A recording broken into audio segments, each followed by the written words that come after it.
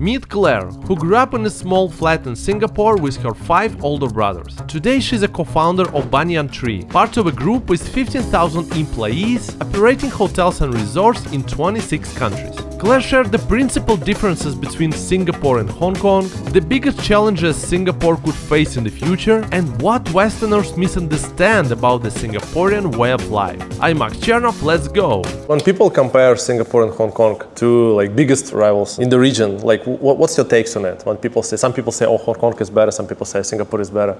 How you approach this? I love the seasons in Hong Kong. Singapore doesn't have that. I love the huge mountains and the oceans and all that around Hong Kong. We have that, but we don't have the mountains. The seasons, the mountains. And I love the movies. They have their own fairly established film industry, quite big, which we don't really have.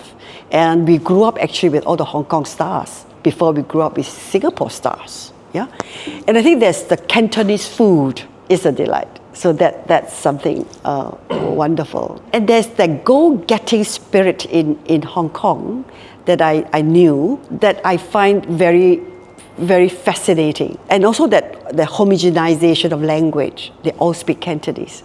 And Cantonese is a beautiful language that I enjoy because I went to a Cantonese school called Nanhua in Singapore. All the board members and among us, we speak Cantonese.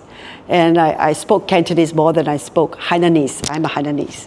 So that has become a lingua franca, and I found that it's so sophisticated in Hong Kong, and that is a pleasure for me. So I think it's two different feelings. One is so close to China, and we are more Malayan in that sense. We speak Bahasa and English. There you speak Cantonese and maybe Mandarin. So that more homogenization there compared to the diversity in Singapore. And I like both. Yeah. I love going up to Malaysia by car, by train before, and there are a lot of intervarsity games between Singapore University and KL University. So I grew up with the Malayan mindset, and I love that. My relatives were all in Johor, in the rubber plantations, and that's where my grandfather, my grandmothers, when they migrated from China, they started from Skudai. So Singapore, Johor is very much like one family. And then I used to go to KL by train to visit friends. And then I love Penang and I love Ipoh to eat the hor fun. So the Malayanized perspective is very much in our growing up before 65, in 1965. So it's so different, the diversity of cultures, and Hong Kong is closer to so-called the Chinese culture. So both has its charm, and I feel that Singapore is more that South Asian texture. Hong Kong is more quite the Northeast texture. And Singapore is more Westernized, you think? Now, here it is. I now define myself as Claire from Singapore. Why? I go to China, they don't see me as Chinese. I am, at best, overseas Chinese. And I go to, I'm in Singapore, I feel I'm in a Chinese school before, they see me as very Western. I go to a Chinese school, they see me as very Western, but when I go to an English language school, they see me a little bit China. So, in that sense, marginal. Neither East, neither West. That seems to be how you categorize Singapore too. Neither East, neither West, neither North, neither South.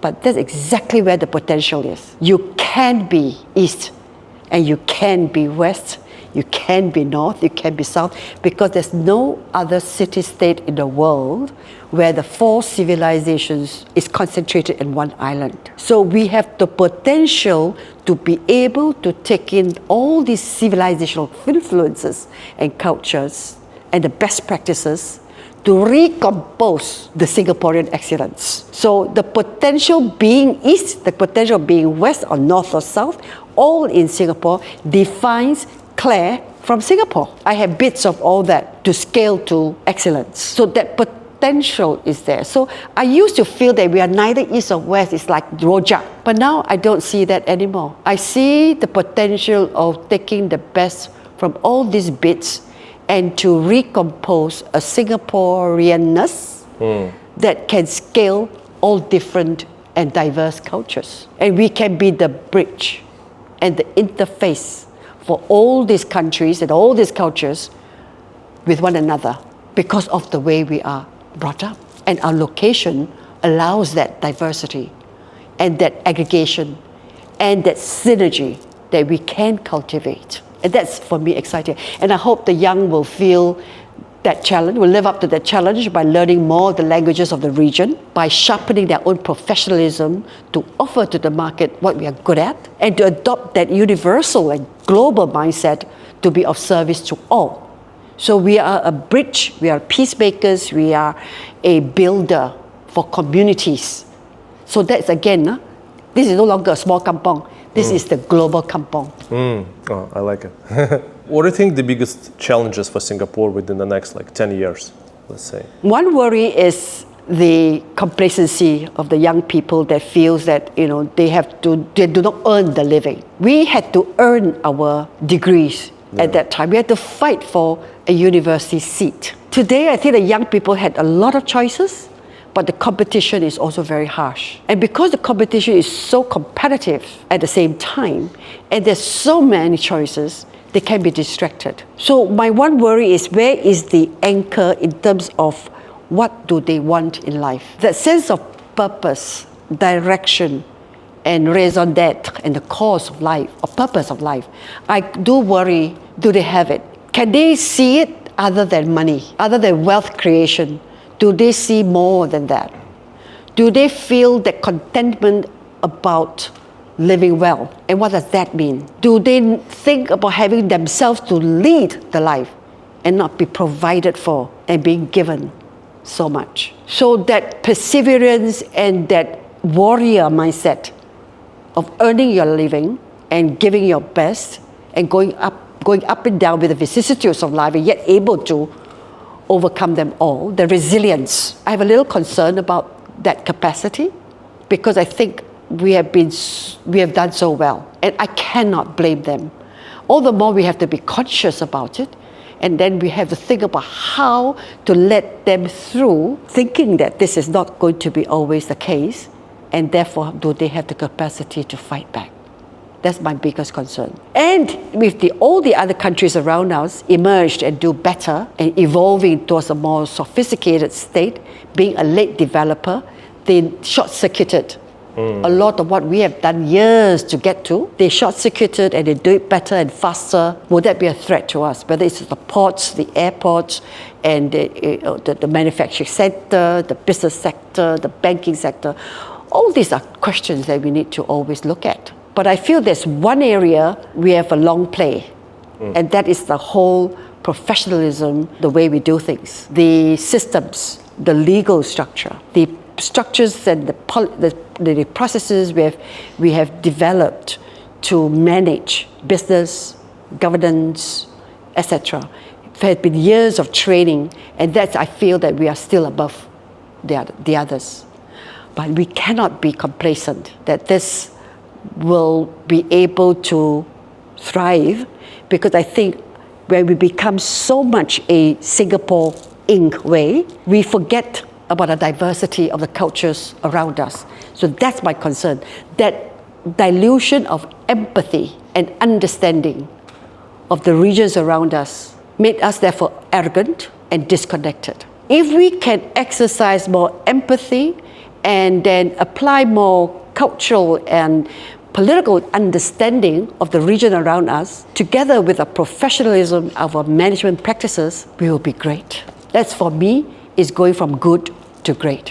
And that is about the qualitative aspects of growth, not the quantitative part of it. And to therefore address the relationship building challenges in understanding the diversity and penetrating the diversity to harness and optimize the resources to scale for performance. If we can do that, we are combining the hardware and the software to even become greater. Hey, I've launched this Telegram channel where I'll be sharing insights from my guests, travel tips around Asia, and also my thoughts about YouTube, marketing, business, and even life. It will be cozy, personal, and free of charge. So join me, just scan this QR code on the screen or click the link in description, and I'll see you there. So you grew up in Singapore and then you moved to Hong Kong at some point, right? Yeah, after we got married.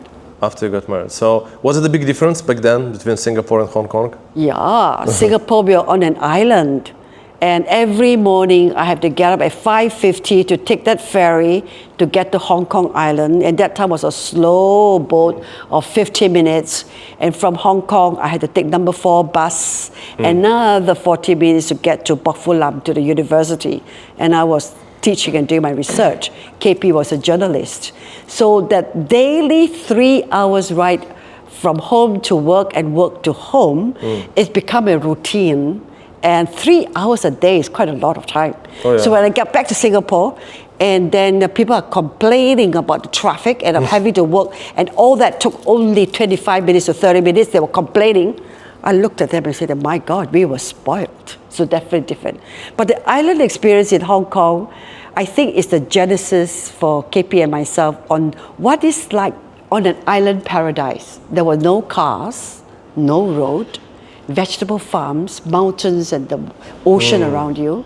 I think that started and stirred in us the first imagination on privacy, romance, community, recreation, and well-being. I think all that we were doing afterwards, the genesis may have started from there, other than our own upbringing where we traveled quite a bit.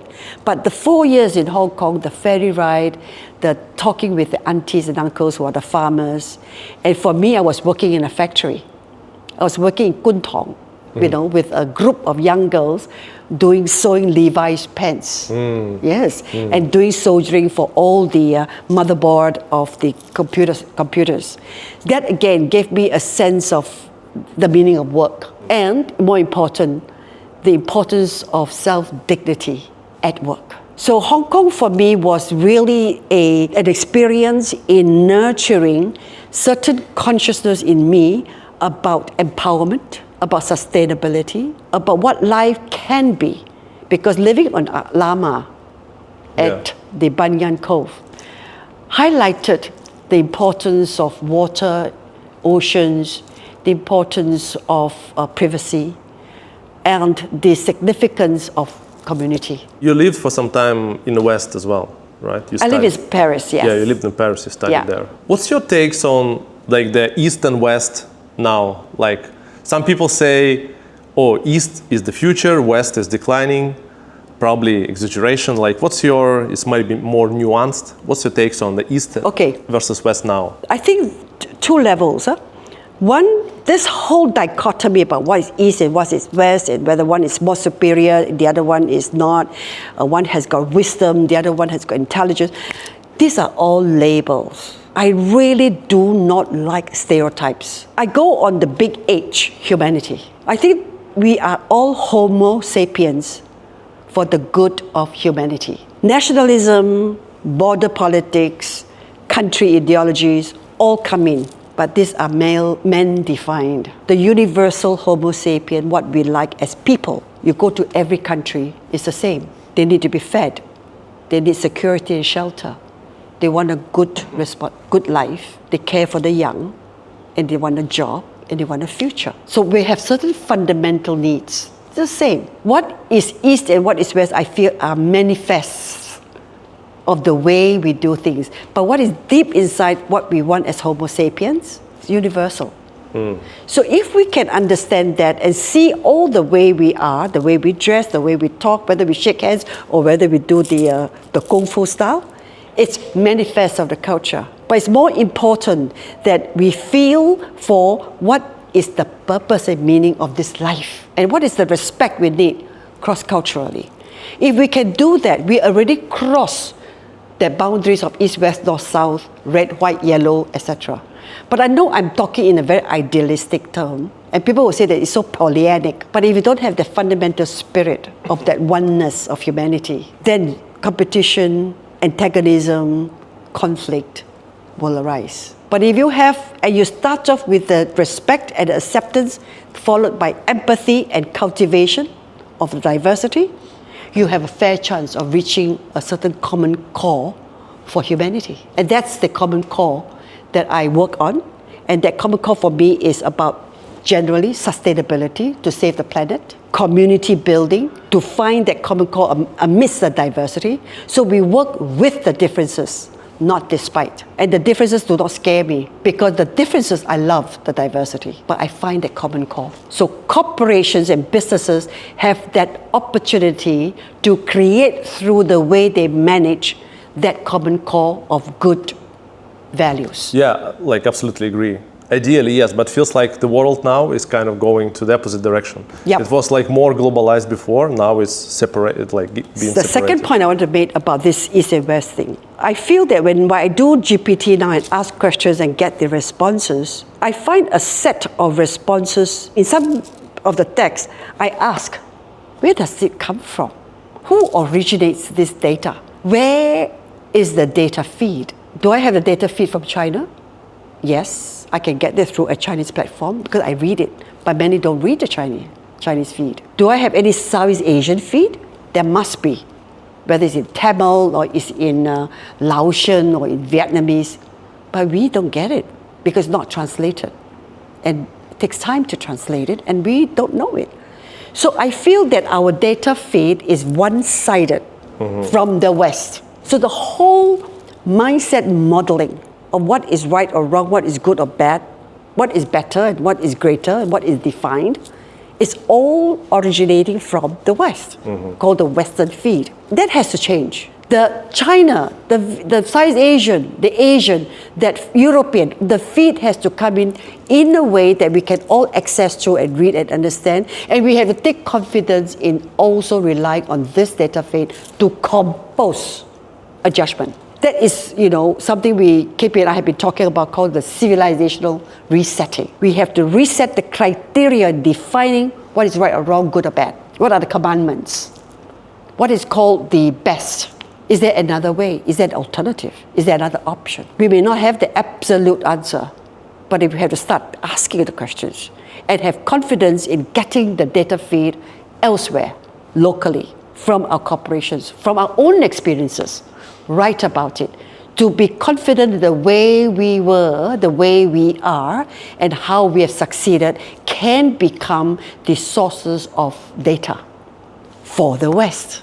So that they can then depend and look into the Asian data feed to recompose the way they work and think. That is equalizing, I feel, the cognitive mindset. It requires, therefore, a whole educational experience of travel, crossing borders, communication, exchanges, to restore, enhance mutual understanding. We try that in Singapore with a lot of our festivals and costume sharing, etc., which is good. And I think in a way, Singapore has one of the best experiments in creating racial harmony and enforcing and fostering a respect and integration. I wish we could go beyond that, where we could do the soft sciences, so-called. I call them sciences because it is about the mind play, the mind, the way it works with poetry and music and art. All that is soft sciences. I think that will be really something that will enhance the Singaporeanness. It will soften us. Hey guys, just a quick announcement, don't skip. I'll be running a 3-day workshop called Fast Track to Views and Profits on YouTube. If you ever wanted to start your own channel, this is the best way to do it. You will learn how to choose the most profitable niche and how to beat the YouTube algorithm. You're gonna love it, I promise. Link in description, so sign up if it's for you. And now back to the video. What are the countries or the places that we shall closely look at and see their development? Is it like Vietnam? Or like some parts of Indonesia, or what are the biggest players in Southeast Asia has 700 million people. Yeah. It's a treasure. Yeah. It is very complex. Sometimes the religions and the cultures are quite different. But I still feel, being Southeast Asian, it has a lot of history behind and before colonization. And we know so little actually about it. I'm actually reading a book by Milton Osborne. It's a 14th edition on the introduction to Southeast Asia. And what hit me was, at the same period when London was 350,000 people, Phnom Penh was 1 million. Oh, wow. So there were decades, centuries before the Khmer civilization, the Vijayas. There had been so much before colonization, the history that we do not know about. And that's why probably explain why there is so little so-called transmission of the delights and beauty of Asia. And I think we have to relearn that. So I feel history should be a must lesson for Singaporeans. History, poetry, the arts, we have to revitalize those in our school curriculum to situate a mindset, a cross-cultural mindset among Singaporeans so that they can optimize the region in order to synergize for the future. That's a real lack because we go straight to America. We go straight to Europe and England, Switzerland, or now we straight to even Japan or China. But Southeast Asia is a possibility, especially for all the SMEs, which anyway could not leapfrog to the West. Yeah. But they can easily look at optimizing the region. That's a dream, a vision, you know. But people will still think that the money is still out in the West and not in this region. I don't know. Yeah, I mean, like US is like the biggest market and it's very unified. That's why people like dream about US. And here is much more complexity. Yeah, but that's also where the opportunity is. For sure. They needed a lot of bridges and they need a lot of co-brokers. And this is our region. And therefore, it's going to be generations, our region. All the more we need to understand it, accept, like, and optimize it.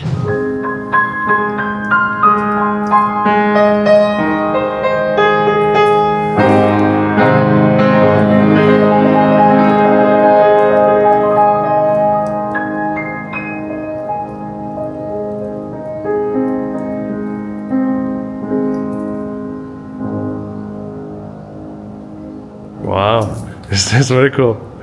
I think it's professional, actually. I cannot compose this again. I played it when I see you, I feel it, I play something. Oh, really? This is a totally spontaneous score. Oh, wow. Wow. How have you been playing like all your life, like for a long time? No, I stopped, I was 18. I was sort of like, playing for the grade 1 to the grade 8. And I didn't want to go through my last LRSM exam. And I quit after 18 years old. And never played again. And then when I broke an ankle and KP decided I should, for 6 months, nursing the ankle, I have something to entertain myself. So we bought the piano and I replayed. You grew up, as I understand, in quite like poor environment. Is it the case? Or I never felt poor. No. I think poverty is relative. But I certainly did not grow up in a so-called big home. It's a 2-room flat in a shop house with 10 people. And I remember sleeping on canvas beds and double-decker with my 5 other siblings. So it's not luxurious or all comfortable. I never had my own room till I was 18 or even beyond. But I never felt poor. There's always enough to eat. And of course, at that period, we had to queue up for water. Singapore, we had to queue up for water to go in the morning at 5 a.m. to collect water because we had a water shortage. And then we did have curfews, etc. So in a way, Singapore, I grew up in the 700,000 people, Singapore. Now we are about 6 million and over. But it was a very mixed community where I was, in Little India. I had uncles and aunties from the Malay community, the Indian community. I love it. And Mom is my first teacher on race relations. I'm always bringing food to the Ibu across the street to the Malay community. And at that time, Mom was sort of like illegally renting the flat below to an Indian barber family. And when they left Singapore, after some decades, they all prostrated themselves on the floor to kiss my mother's feet. Oh, wow. Gratitude And I just remember as a child, I'm always bringing food to Indian uncle, Ibu Malay family, and the Chinese tailor even further down the road. So the idea of a kampong spirit, a village, is so much a part of me. It's like it's about community. Hence, in a lot of work that I did afterwards, it's all connected to this idea of living the kampong life. These are the 3 trees, Banyan Tree. 1, 2, and 3, the 3 children. Okay. Yeah. Oh, they're very old, I guess. When we started this house, there was no tree at all. And I was pregnant with my 3rd child. Yeah. And so we got these trees from Malacca, imported all the way here. And they started with this house. We've been here about 32 years. Yeah. And these trees grow. So they're the 3 banyan trees with us. They're beautiful, absolutely beautiful. And you know the story of the banyan tree, right? That we're inspired by Tagore. Trees are Earth's efforts to reach out to the listening heavens. And for us, trees, they got roots, and roots means foundation. Yeah. And for us, it's so important that whatever we do, we are driven by the foundation of values. And the tree trunk, we see this for banyan tree is diversity and many cluttered together to form a strong resistance and resilience. Yeah. And they got this foliage of leaves, and they got the roots will come down again and become another trunk. So this multiplicity and this diversity really sort of delighted us. So my children are all named after trees as a result. Oh, wow. Yeah, all 3 of them. Yeah. My oldest son is a birch tree. Ren Yong, my daughter, is Banyan Tree. And my youngest is a cedar tree, or another version of the angsana. So I love trees because they are growth, they are dynamic, they've got roots, they nurture, and they provide shelter to people. Yeah. It's all about this. It's really an iconic tree for the community. You founded Banyan Tree in 1995. Earlier than that. The first hotel was in Dusit, 1987, but Banyan Tree is 1994. Yeah. 30 years. Yeah. 31 years now. Did you run any businesses before, or it was your first business project for you?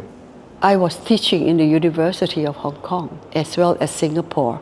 And KP was a journalist.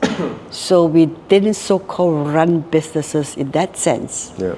When we founded Banyan Tree in Laguna in Phuket, we were blown away by the sunset.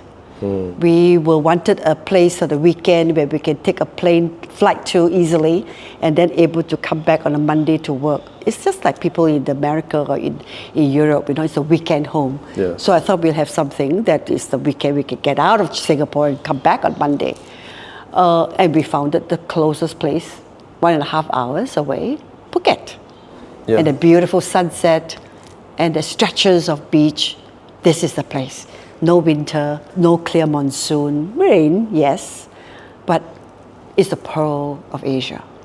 So it was not a SWOT analysis, business calculus. They made us settle in Phuket. No lah. It's coincidental and encounter, a delightful one on hindsight. We just felt that, try. That passion for travel and the familiarity with Thailand, because KP grew up in Thailand. And that short distance from Singapore. Those were the important factors why we settled there. And there's no language issue because KP speaks Thai. That did the job. So it was not through careful business calculus. It's entirely a heart and situational calculus. Throughout my YouTube journey, I met so many interesting people, like billionaires, politicians, celebrities. With some, we even became friends, some became my clients. And what's funny, I started all of this in Singapore from scratch. I didn't know anyone, my English was not perfect, still not. I didn't have any a fancy MBA degree or something. But step by step, I managed to reach out to people, get them interested, and build real connections just by talking to them. I really believe that people around you shape shape your life more than anything. And good conversational skills make everything much easier. So here's what I want to do. I'm putting together a small group and bring everyone to Phuket, where we will spend a super productive and fun weekend, probably around February or March. We will work on your social and leadership skills, networking, personal brands, and you will make friends with great people. I even arranged a couple of hours with a billionaire I interviewed before. I'm sure this little getaway can boost your life, business and career, and of course we'll have a lot of fun together too. If you want to join us, get on the waiting list and answer a few quick questions so I can shape the program properly. So scan this QR code on the screen or click the link below. See you in Phuket soon. What are the biggest skills that you think kids need to learn these days? The biggest skills? The biggest skills, yeah. Like from school, like they know math, they know physics, science. But what are the like life skills that they need to learn? Or it needs to be combined academic plus life, or? Emotional intelligence and resilience. Emotional intelligence is to address the softer side of the way people behave, think, feel. We always only see the way people perform and the KPIs and the outcome. Go behind that, the way, what drives people's thinking, feeling, and actions. So emotional intelligence. The way people then negotiate, come into a consensus during a conflict, agree to disagree, and yet not get into a conflict. Those are all about emotional skill. The other area is resilience. And resilience is all about able to pick up when you fail, and you will fail in many ways. Can you pick up and go again? Or do you feel shame and you hide and moan and groan? That emotional resilience is going to be required even more so in this very competitive era. Because you think you're smart, there are many people smarter than you are. How are you going to find your pathway that fits the alliance with what you want, and you experiment on it? So the resilience is not about able to pick up, the resilience is about to able to persevere in a course of action without always thinking about having to just win and be the top. But to be at the course, consistently getting there with hard work, with integrity. And that resilience and not giving up, not quitting so easily, it's really a quality in corporate life that is so necessary today. Because it's harder to get into the proof points of success. You continue to have to show proof. You continue to have to persevere to get the proof. So if you give up halfway because you just don't have any more the energy, the stamina, the courage, you're out of the race. So emotional intelligence and emotional resilience, so those are the two paramount qualities I feel Singapore will need the next 10 years. Especially with the competition from the emerging economies and with all the troubling circumstances around us. At all circumstances, these are two qualities I feel will stand out. Is there a way to develop them? I mean, for example, resilience. If you not struggle when you're a kid, so it probably, and your life is pretty comfortable, it's hard to get to this emotional resilience state. So every year, I think our government send out thousands of students overseas to learn, to live in different dormitories, in different contexts, to help them skill up in that area of character building. We have to do more of that. We should triple those experiences to get them out, but not to the States or to England or to Japan that's comfortable. They should get them out to difficult zones, like Africa, South Asia, India, and all the stunts, to faraway places where there will be some physical hardship, and there will be challenges of diversity of cultures, where there will be the need to understand more, empathize with. So I think those were the test beds for resilience. And if they can overcome one and again the people, the cultures, the differences, and all the physical conditions, it will nurture, I feel, a stronger and more courageous people. So send them to harder destinations. You're very active, you're busy, you've been busy for the last 30 plus years. Do you believe in work-life balance at all? What does it mean for you? I was the chair of the work-life integration for Singapore for about like 8 to 10 years before, to try to get companies to design a workplace management practice that helps to motivate women at work and also retain them so that they do not leave because of young children. Yeah. So we try in many ways to see how we can help them integrate. Balancing is a different ball game. Balancing is almost like saying that you 8 hours work, 8 hours home. It doesn't happen like that. There are periods of a corporate life where we do 16 hours work and less. But overall, women have to ask themselves, do they manage the time? And that time has to be stretched. It's not at one point of time. Can they manage time in a longer perspective so that they can have it all? They can, two of them start the marriage, they want to get the promotion, maybe the children can wait. When the children come, can they therefore, one stay at home or one travels or both travel? Can they have money to have a nanny? It is planning. And children are younger, you spend more time with them. Do you want to talk to your boss to say that maybe for the next 3 years, I prefer not to be traveling. I like to do more in something else. Yes. And that is courageous conversation, communication with the boss. And then when the children are older, you're able to travel, then it is a negotiation with the husband and wife that you both do your thing and yet keep the family, and there's division of labor within the household. And there's using resources in the community to support the children. So all this requires the systems and ecosystem of support and resource optimization for the working woman and men. That's where integrating these resources to help balance the work and life aspirations. Yeah. So work-life balance is not about equal. It's about, the wanting of both work goals and life goals, but doing it in a flexible way that also resource it in different sources to make it happen and work.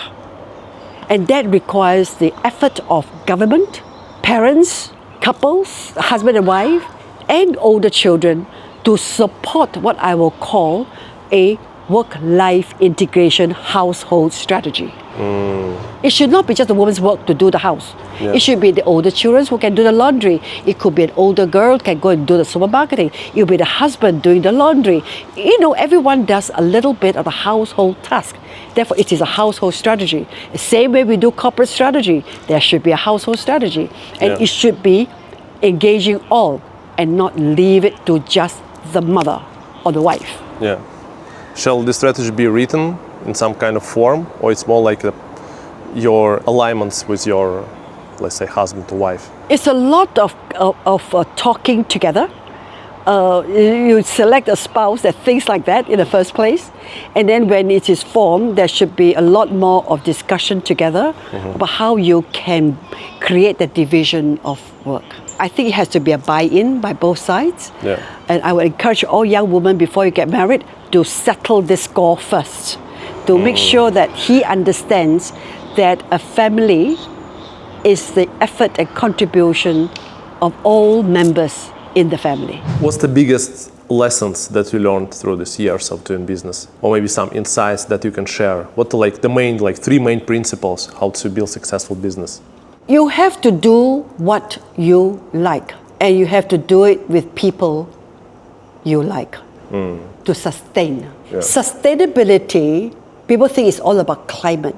For me, to sustain a business is to sustain leadership ability. That leadership ability is about how you can optimize and gather the right resources and people around you to help you scale.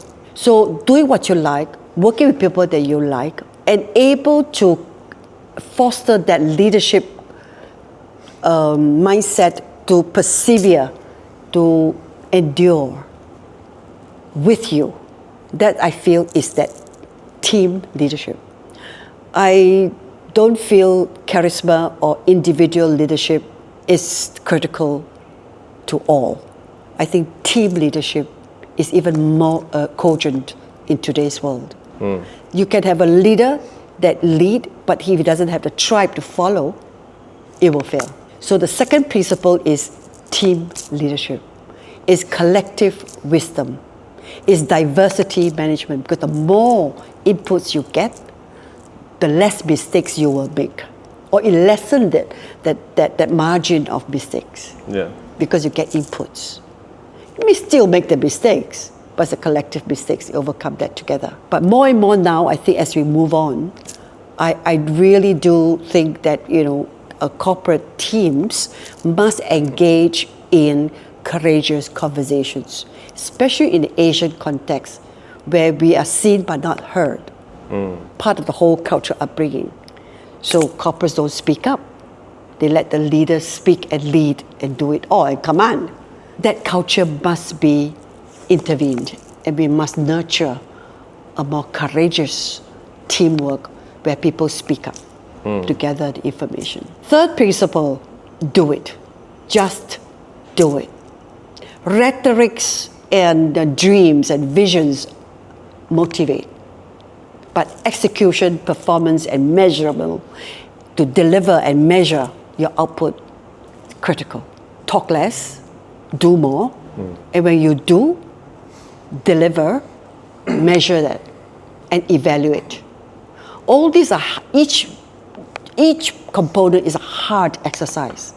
Dreaming and visioning is the easiest, because it's dreaming big, dreaming long, and all that, Execution is the hardest. So again, it goes back to the right person to lead and execute. Yeah.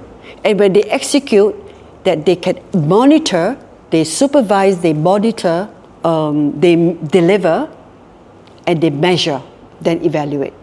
Those are the harder processes. And I think we do not do enough, or we may do it in a way that is already a thought being adopted by a CEO that may not allow diversity of thinking.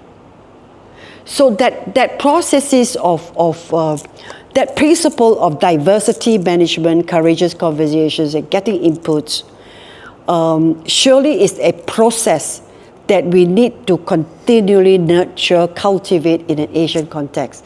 I find it's so hard to get people to be honest and courageous, even though I feel that I am quite open-minded. That Asian upbringing somehow still does not let them become less fearful of hierarchy and authority, and be able to brainstorm and be open-minded about it. So I feel that I don't get the best of the persons. So as a leader, all the more we need to open up the field, open up the mind, give permission to be able to fail, give permission for people to make mistakes, and to know who fits, who is best for what. So it's the question of the fit.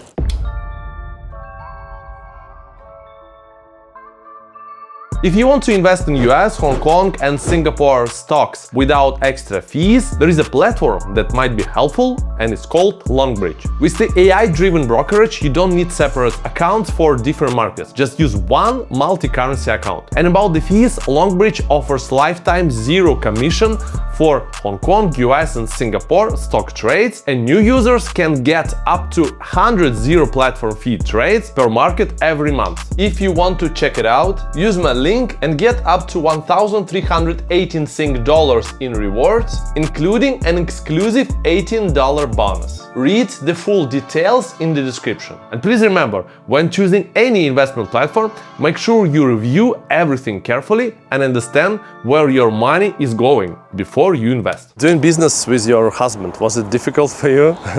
Because you spend so much time, I guess, together, or like you're working on the same type of problems? Luckily, we are in different domains that help. I'm in the gallery, sustainability, and a certain spa area that he's not concerned with. Yeah. And then now I do business development in China. I'm the hunter. In this way, he is the gatherer. So the hunting part, I do, and he then completed on the project development. So there's that division of labor. So in a way, we are both like two circles, two clear circles with very independent spheres of influence and authority within the group, and with a common core where we share all about the secrets. I'm his biggest confidante. Everything about the company, I would know. Yeah. I may not know in a granular fashion, but some of the bigger issues and what he's tormented by, what he's not happy about, what he's worried at, I will be the one to know. So we are two concentric circles, independent but linked. And we are like the infinite symbol, where it is that thread that binds it, but we move independently. And that has helped us thrive in our couple entrepreneurship. Yeah. We do have disagreements about people, about job roles, about the way we may define the next direction. Of course we have a lot of disagreement. Of course we will have the quarrels. But there's a certain principle that, if it is critical, we stay and let's hear what others say. If it's not critical, give way lah. Sometimes I do, sometimes he does, because it's not critical. So that requires a certain level of maturity and a certain level of conviction that we are there not to cheat each other at all. It's not like two indifferent parties. Yeah. We care, but we care differently.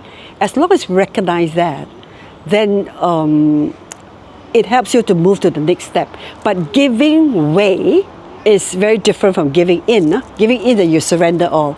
Giving way is that you don't get into a headlong clash.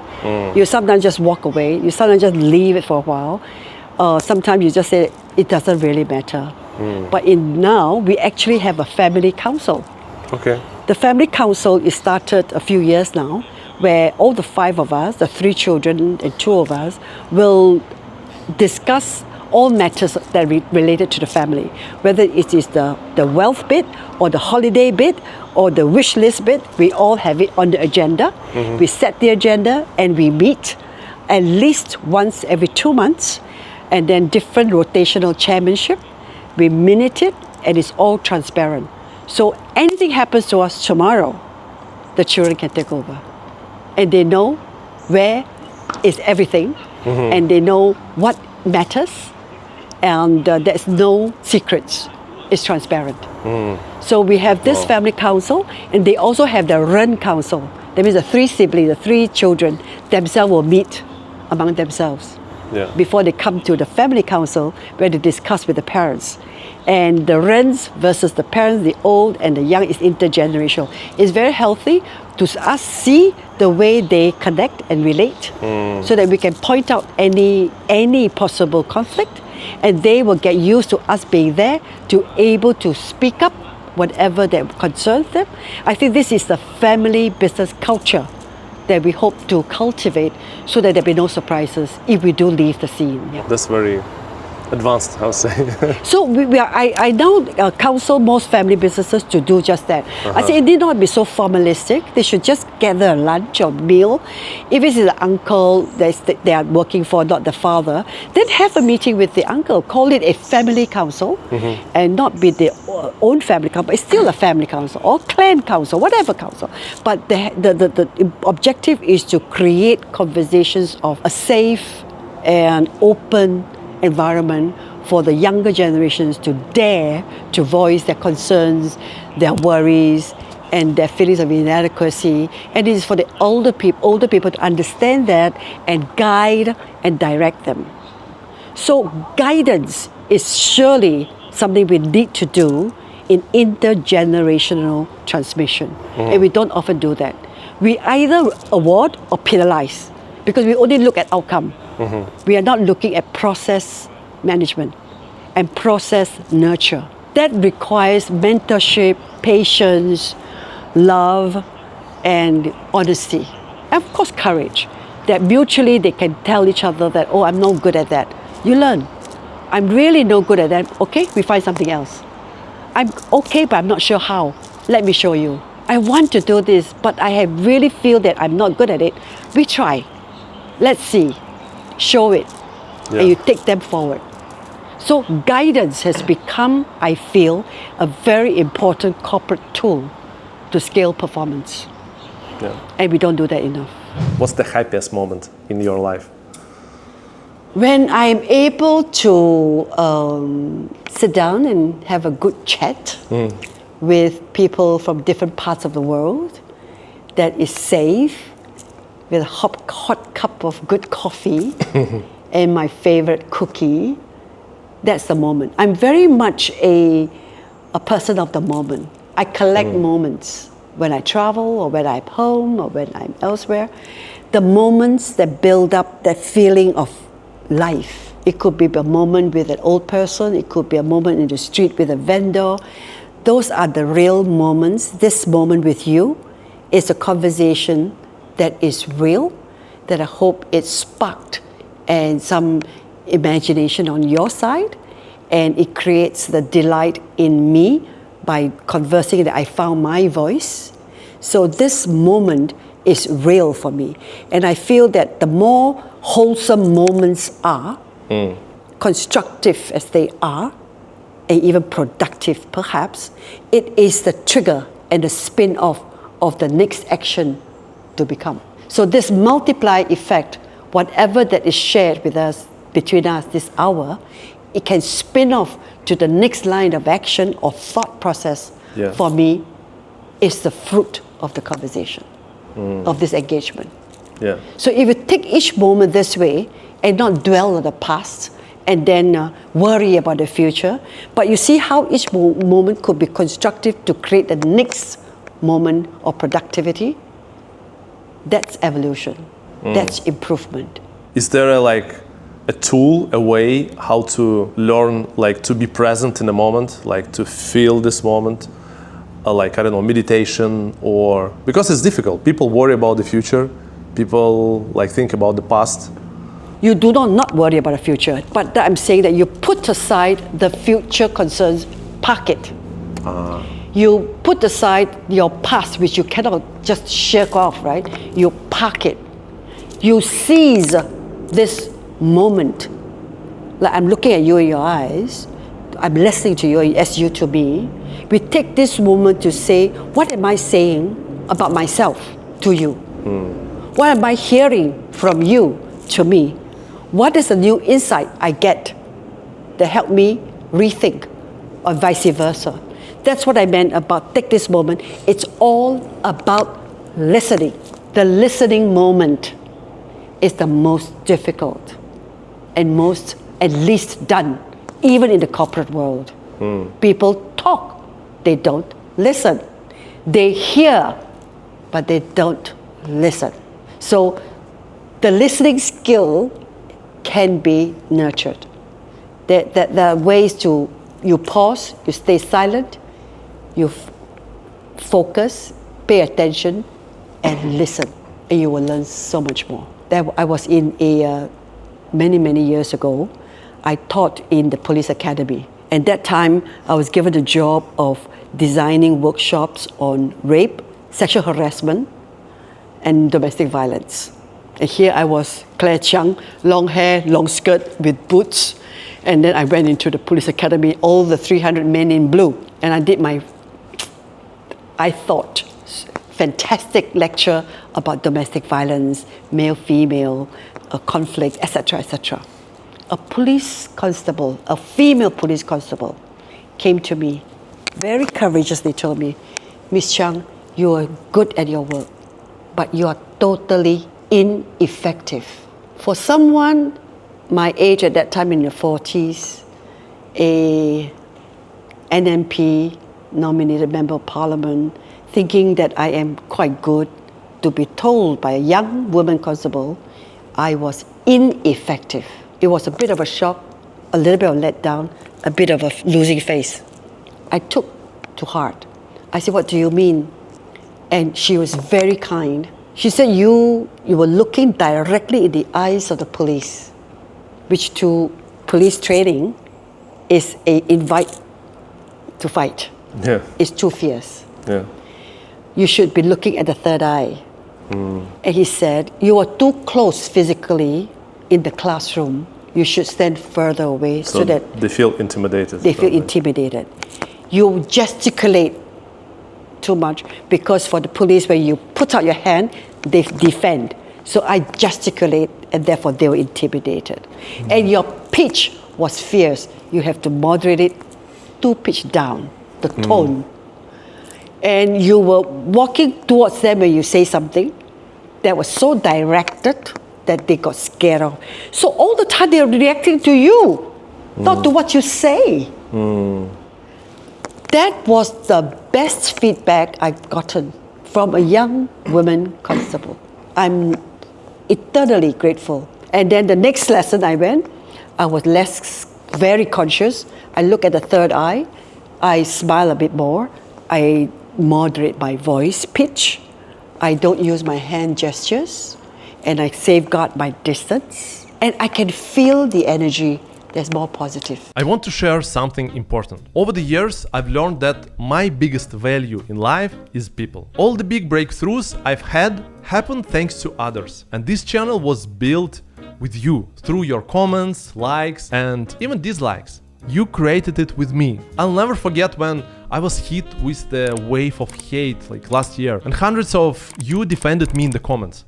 That touched me deeply. Honestly, I might have quit a long time ago without seeing your support and realizing how much these videos mean to you. Some people think I just show up at the guest place, press record, and that's it, the video is done. But right now 6 people work full-time and 2 part-time on this project. It takes a lot of time, energy, and money. Some interviews takes months to secure, but we do it because we want to show the world that Asia is a modern, exciting, and inspiring place, and to introduce you to the most interesting people out there. If that resonates with you, I'd love for you to become an even bigger part of this project. By clicking the join button below, you'll become an official member and supporter of this channel.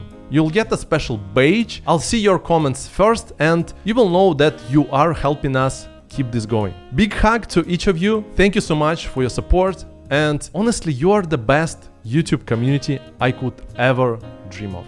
Thank you so much. So I feel that in life, the relationship building, the interaction between people solve actually 60%, 70% of any problem. The rest is the mind work and is the deal you're negotiating. Yeah. A lot of it has to deal with that human part. And that is the hardest skill set to learn. Not easy. Yeah. And we just want to get in there, have a cup of tea, coffee, get to the deal. And then the terms, legal contract, sign off or not sign off, disagree or agree. The area we don't agree to, can we talk about it? No, my way or no way. How to negotiate like that? It happens ever so often.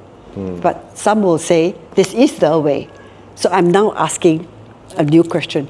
Is this the only way? Can it be another way? Is there an Asian way? Is there a Chinese way? Is there an Indonesian way? Is there a Japanese way?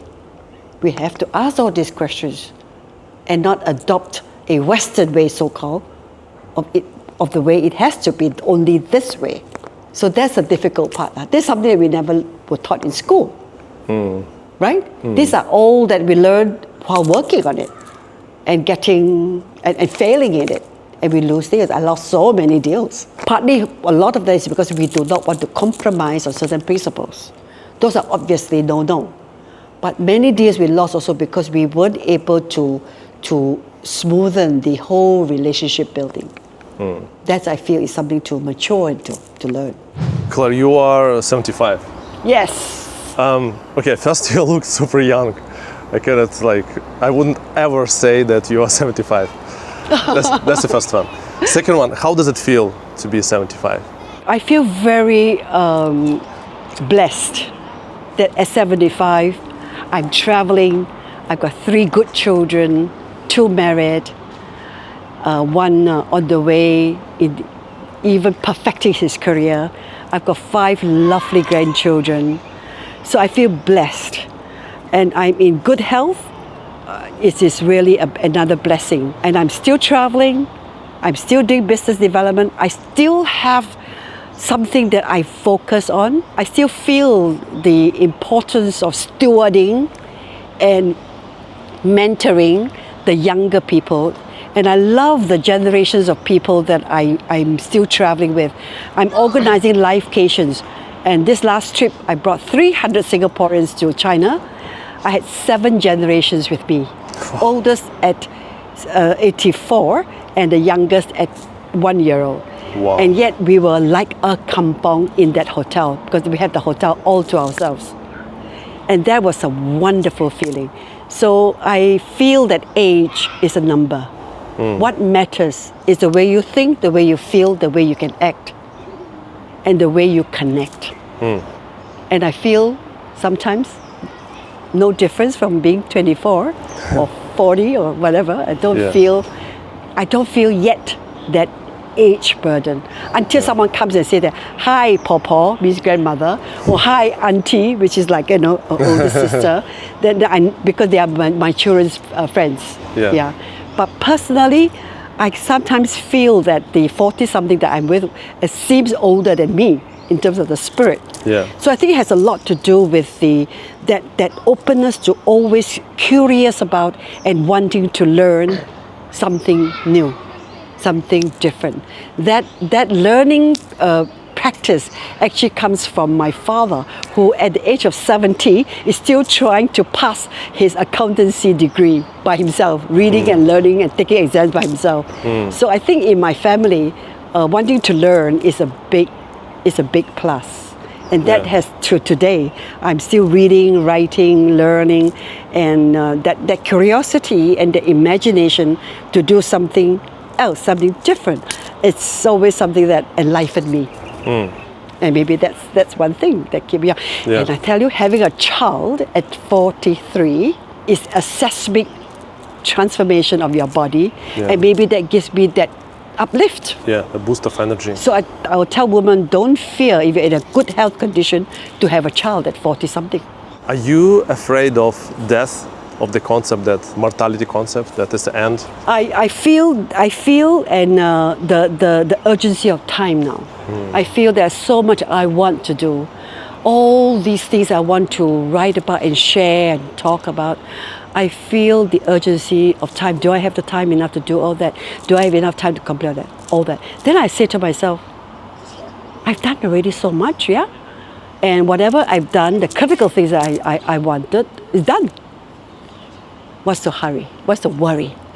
And that sort of like, made me feel a bit better. Still, I feel the urgency of time because I'm greedy for life. I'm greedy for life. I mean, so much there's to see, so much more to do. But I know in one life, I could never do it. Therefore, I seed the ideas now to the next generation. Because what I did not do, able to complete, I hope they will carry out through the legacy. It may not be just my children. It'll be friends, it'll be people that I know, that I've touched and inspired, and who will carry Claire's thought pieces forward. So I do talks, I gather networks, I do livecations, bringing people together. That for me is legacy building, is generational building, and I like that.